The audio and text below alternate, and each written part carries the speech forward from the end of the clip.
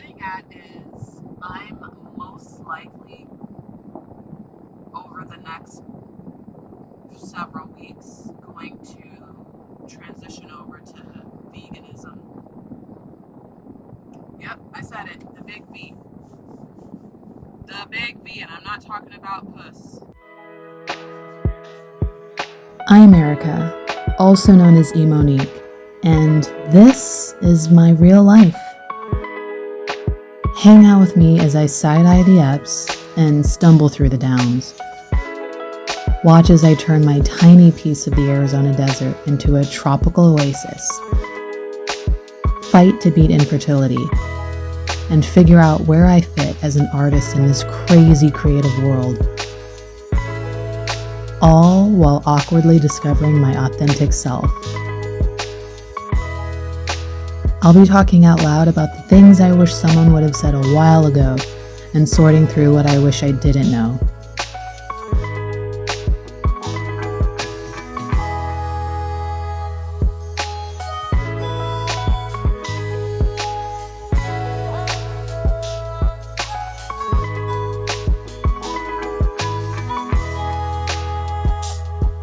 And who knows, maybe you can relate as I often ask myself.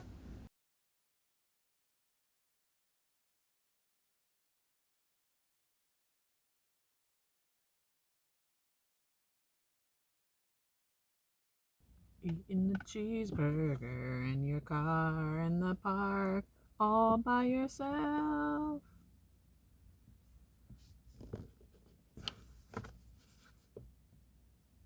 Hey, don't mind my hair. It's the end of the week and it's like not really agreeing with me, and I'm not really in the mood to fight it, so whatever.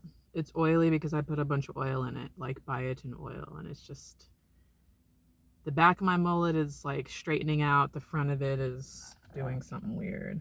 I'll do it this weekend if I must. Anyhow, hi. Welcome back.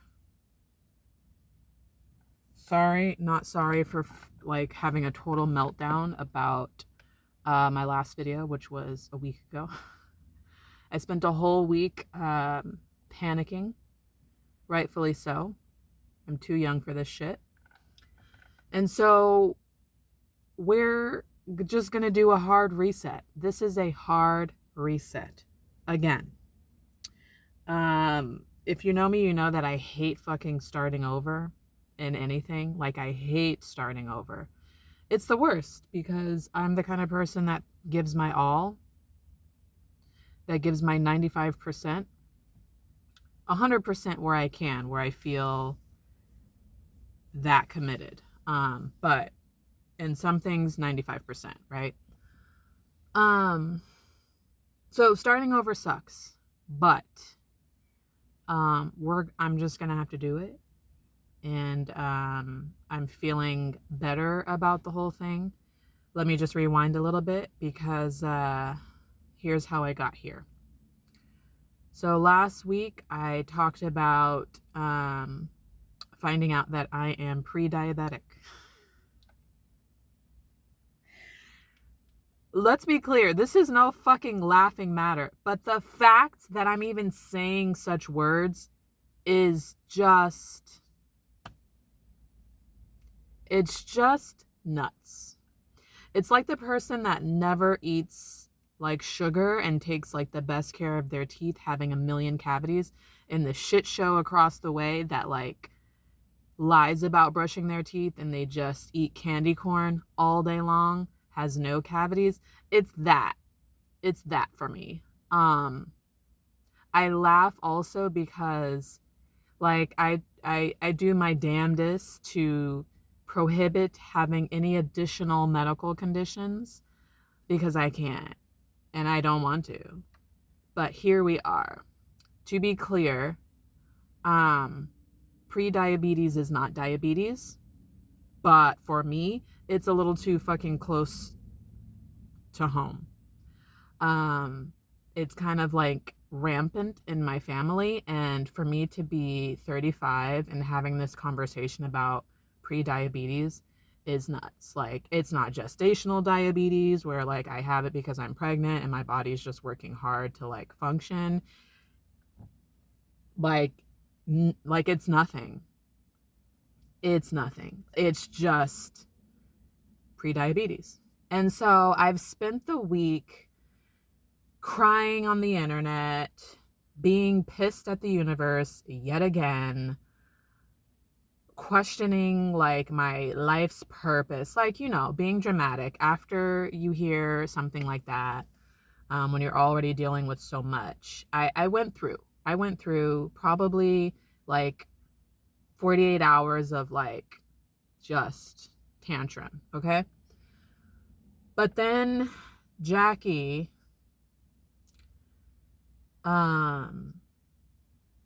gives me this like homework assignment, and she's like, this is the one time where I'll say whether you want to do the assignment or not, like you have to do the assignment because we're going to talk about it next time. I mean, I always kind of do my assignments, right?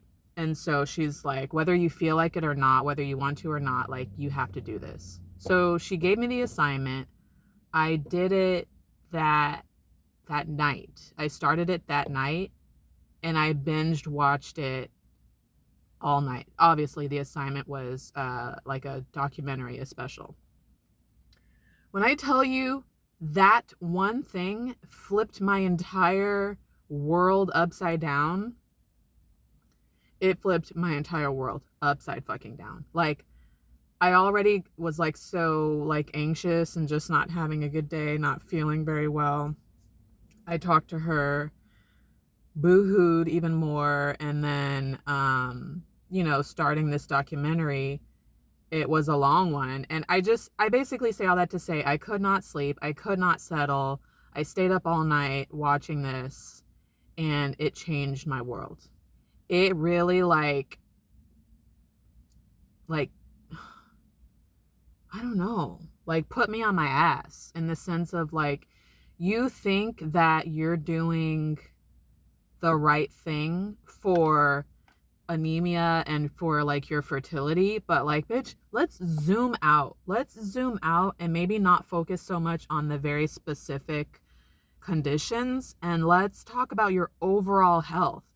Like, you're not going to dismiss or ignore everything else about you physically and mental, like everything else, and just like focus on this because you think it's not connected. Dummy, it's all connected. And I know this, but it's just like, for me, it's like these are the things that are the most severe and the most like important for me right now, like maintaining my blood pressure, maintaining my blood level, my iron and hemoglobin levels, and doing what I can to, if not increase my fertility, at least maintain whatever fertility that I may have currently. Those have been my three focuses for years now, nothing else.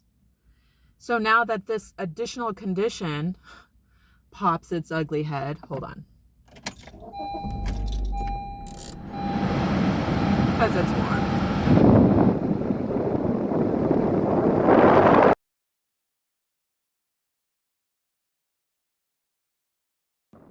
How do we get here?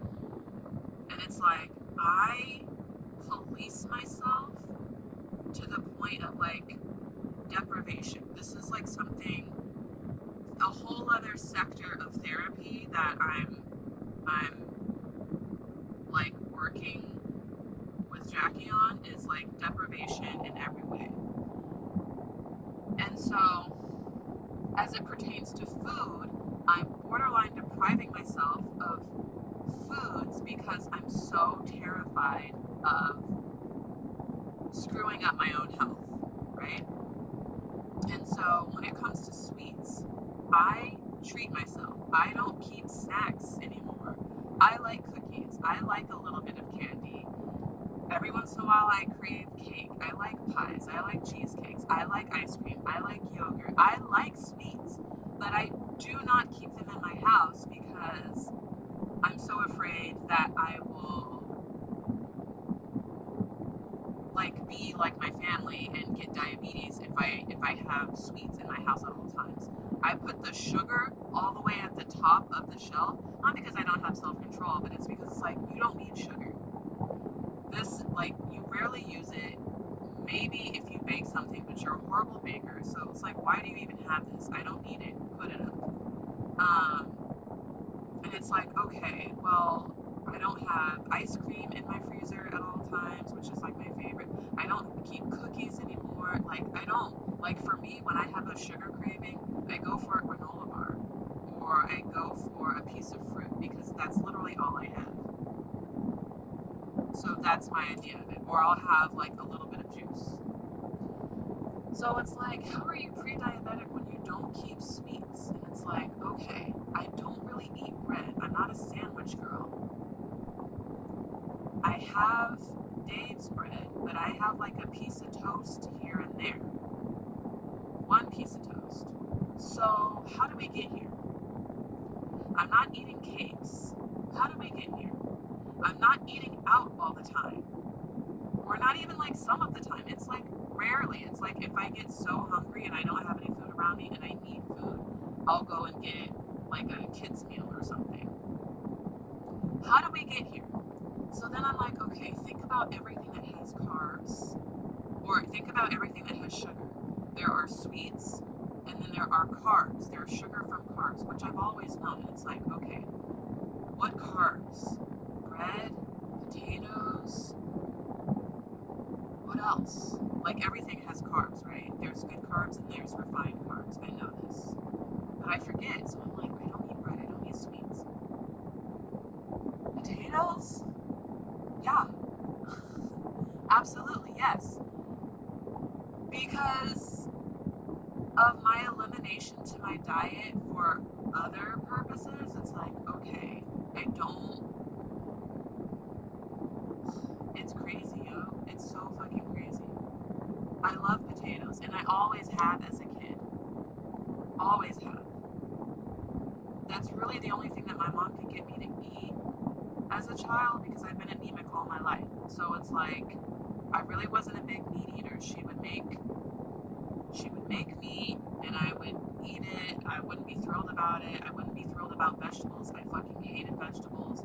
But if she put a potato, oh, we're good. We're good. And I can get down the rest of it with a potato.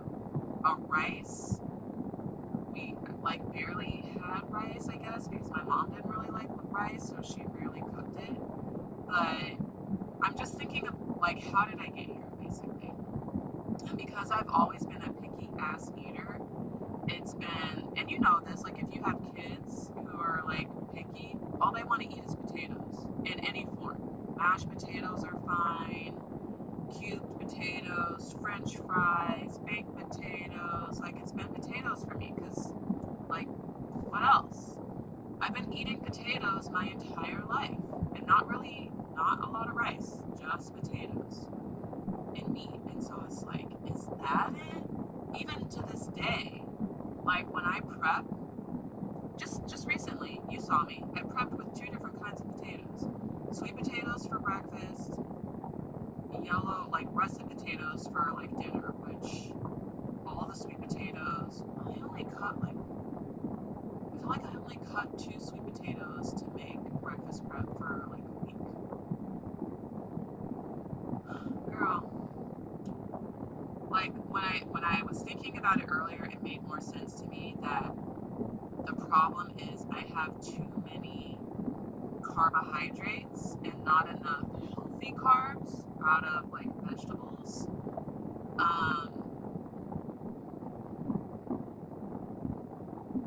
That's what it is. That's all that my diet is, because I don't eat a lot of meat. And if I do have meat, it's always going to be chicken. It's always going to be turkey. And like, I use the sausage for breakfast. And then like salmon when I can afford it, but salmon is fucking expensive. So I don't have that on deck at all times. And then shrimp. Like, what nutritional value are you really getting from shrimp? None. It's actually probably one of the worst crustaceans to eat, but I love it. It's delicious, so that's what it is. And again, salmon has the omega 3s and like the amino acids, but there's a whole thing about salmon too. Aside from it being expensive, there's a whole thing about salmon too, which I was enlightened over this past week. Like, enlightened. So I say all that to say, I know that everything that I'm dealing with, health-wise, medical-wise, has to do with the diet. That's why I'm so like gung-ho on not, like, I'm going to fucking do it. I'm going to start working out. I am, because I do want to be at my optimum health. But I'm not doing it to lose weight. I'm not doing it to gain weight. I'm not doing it to gain muscle, although I need to gain muscle. I really need to gain muscle as a part of my health, not my looks. I can give a fuck.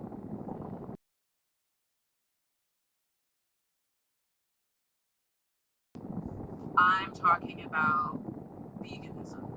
As much as I don't want to,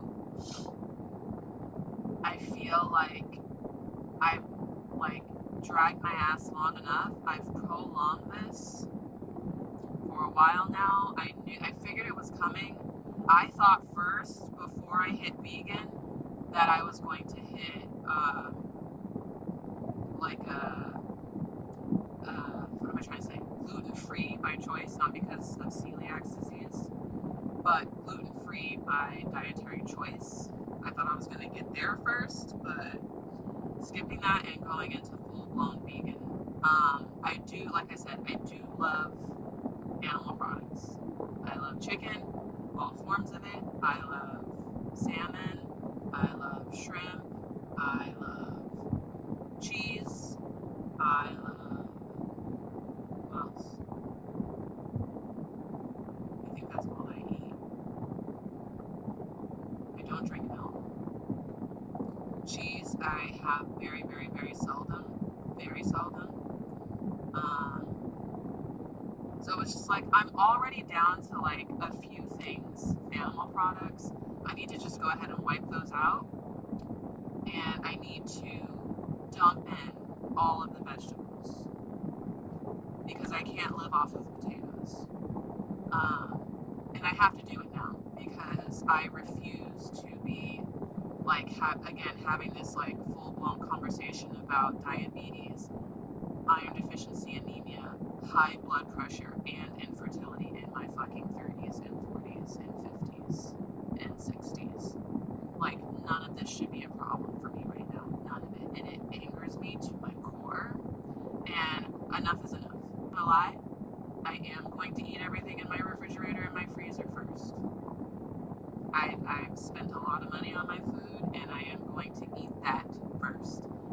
And then the next time that I go grocery shopping, it's gonna be a hard cut, a hard chop. And they say, oh, when you're like first starting out as a vegan, like, you want to start a little at a time. I don't have time to start a little at a time. I need to correct the behavior right now. The longer I prolong this whole thing, the harder it's going to be for me. So I'm going to start now. So all of my notes and things that I've been taking about, like, my diet and my supplements and my vitamins and all that shit, tear the page out, start over. And it's like, why can't you just like dump in the vegetables and still eat meat? Because obviously I'm not going to do anything without researching, and the research and the reminders about meat are fucking alarming. Alarming. All right. Hey. I would like to start this off by saying that last night, I don't think, like, when I was getting all hype last night, like, granted, I was a little bit perturbed, but I know that the people that I was talking with and to about my choice to try the vegan diet, like, there's no beef. Like I said, this is like a huge thing to like understand and wrap your head around when, you know, this is something that this is all that you've known your whole life, and this is how like your family and your neighbors and your friends and everybody in your world, this is just how it's been. I understand that. And I also understand, like I said, there's no beef, there was no like malintent, there's no negativity to it. It's just like questioning and like trying to understand the logic behind it and my rationale behind making the choice, and you know, all that stuff. So there's no bad beef. And I think the main point that one of them was trying to make was that, not the fact that I'm making the choice, but the fact that, I guess, again, I don't know how I was making it sound, but like making it, I guess, what am I trying to say here? You slow down. Their concern was that my choice would be done in a cold turkey, instant, nothing right away fashion. And I was trying to explain how, although it is going to be a gradual releasing of, you know, animal food products, it is going to be a rather quick gradual releasing of. So it's not going to be quick cold turkey, but it is going to be, you know, within the next several weeks, I am going to be dwindling down, you know, all of my current groceries for like animal food products, and then I'm just not going to buy any more. So, I mean, I guess there's a sweet spot between cold turkey and like letting my body get used to it. But again, like I was saying last night, the way that I'm already, like the way that my diet is as it stands is not like, I don't eat a lot of meat every single day. I don't necessarily eat meat every single day. So for me to just go ahead and like get rid of this last little bit, I would not consider cold turkey.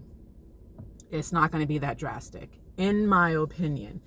The challenge for me that I can foresee is that I'm going to have moments where I'm going to miss the smell or the taste, or I'm just going to crave it based off of like, I'm going to see it, or I'm going to smell it and it's going to smell good, or I'm just going to like crave it, and I'm going to have those moments where I'm like, damn, I really want a chicken or a shrimp burrito. That's my shit, you know, like whatever it is, I'm going to have my moments. That's going to be hard, but it's all about retraining your mind and like exercising your willpower to not go back to that. So yeah, like I said, it's not going to be easy. And I realize how, like, I realize how it sounds. I realize how it looks. I still don't care.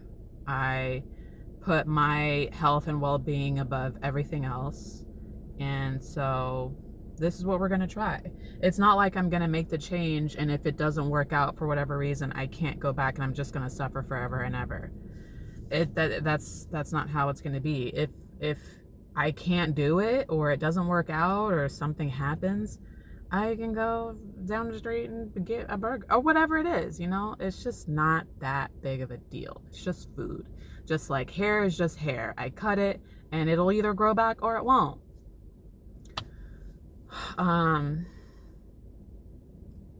So yeah, I thought about that a little bit. I did not get a good night's sleep last night. I woke up feeling unrested and not feeling well. But not having to do with the conversation itself, but like my silly self decided that I was going to take a ferrous sulfate pill, one of my iron pills, right before bed. Like, I'm also trying to figure out how to, like, I'm taking my meds. I'm not taking the suggested, I'm not taking the suggested dosage by my doctor because I just refuse to do that. And that's a whole other conversation. So because I'm like severely iron deficient anemic. I am on the lower scale, super low. My primary doctor, because that's the last person I've seen, I haven't seen my hematologist in quite some time now, because they're not really going to do anything other than like suggest that I get on iron infusions again, or like try to push me to take iron meds, which I already have. I can get that from my doctor. So unless there is something new that's going on that I don't know about, like I just haven't been to a hematologist. Like I'm interested in like finding one and getting reestablished, but if there's no new medicine or no new technology or somebody that is willing to sit down and say, hey, let's like really dive deep and figure this out, like, you know me, then I'm not willing to go down that road. So with my primary having access to the medicine that I need, she suggested 2-3 years ago that I take 325 milligrams of iron 3 times a day. And that, again, is wild to me, because one pill makes me feel so ill. It really upsets my stomach. It makes me feel heavy. It makes me feel nauseous almost immediately. Iron supplements, they do cause constipation. It's not like they can. They do. Ask anybody that's taken ferrous sulfate and ask them if they've not had any tummy troubles at all. That would be a lie if they did, because it does cause constipation. Just one pill, at least for me anyways. And so for her to suggest that I take 325 milligram pills 3 times a day is insane. Like, it's insane. I'm just not going to do that. I'm not. I would rather go and get hooked up with a hematologist so that I can get iron intravenously than do that. I would rather. And so, you know, I'm trying to meet somewhere in the middle of like the polar opposite drastic things. I'm like, okay, I'm not taking this pill 3 times a day. I may not even take one pill every single day, but I'll take it every other day. And then in between those days, I'll take my floretics, which I want to do, but I'm a little bit nervous because, again, iron is really hard on the digestive system. And so if I'm already struggling to take one tablet every other day, I'm just afraid to like add something else into it. And like, I just don't want to be sick. I don't like feeling sick for no reason. So, anyways, I say all that to say, I took the pill last night right before bed, because I thought, well, maybe if I take this med and then go to sleep, then I'll just be asleep and I won't feel too much of the side effects of it. Wrong. That shit kind of like woke me up, because as I turned, I'm a side sleeper, and so I turned from side to side and I could just feel my entire stomach just, I was still nauseous, and I was still like, I still had that disgusting feeling in my gut, and I hated it, and I really couldn't sleep. So, and then when I woke up, it was just like all in my chest, and I'm just like, I hate it. That's a worse idea. So I'm trying to figure out, do I take it in the middle of the day and deal with the nausea? Do I take it at night and deal with the nausea? So I don't know. I'm gonna have to figure it out, but that's where we're at. At least I'm doing something towards it.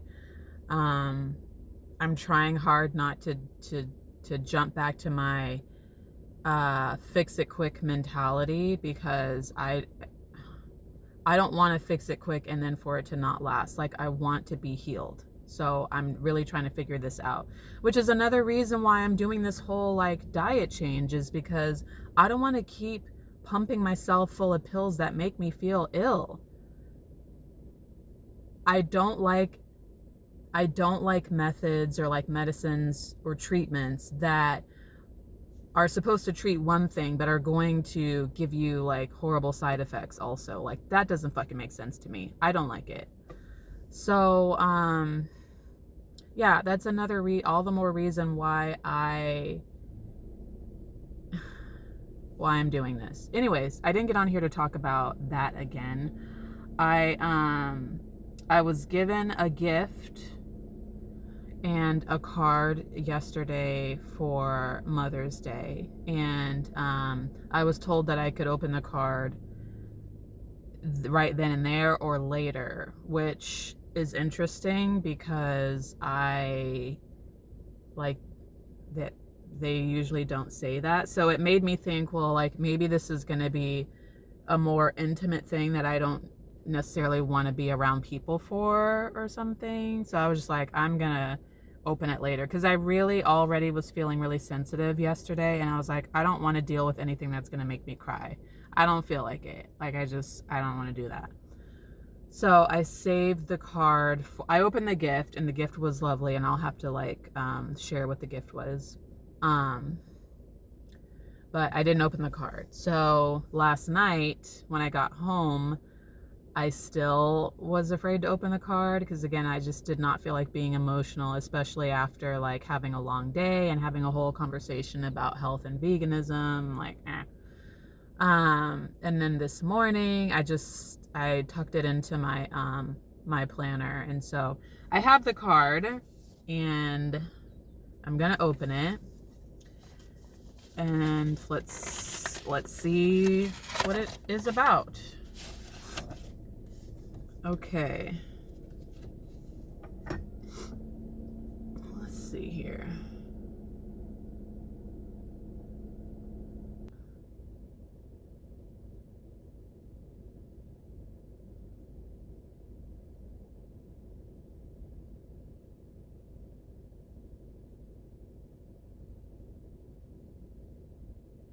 Okay. It wasn't as tricky as I thought it was going to be. Maybe it's because it's the next day, and although I'm having an interesting morning at work, I'm not as sensitive and emotional as I was yesterday, so I'm glad that I opened it today. But I got a card, so yes. Okay, I feel good. I feel good. Let's turn some air on.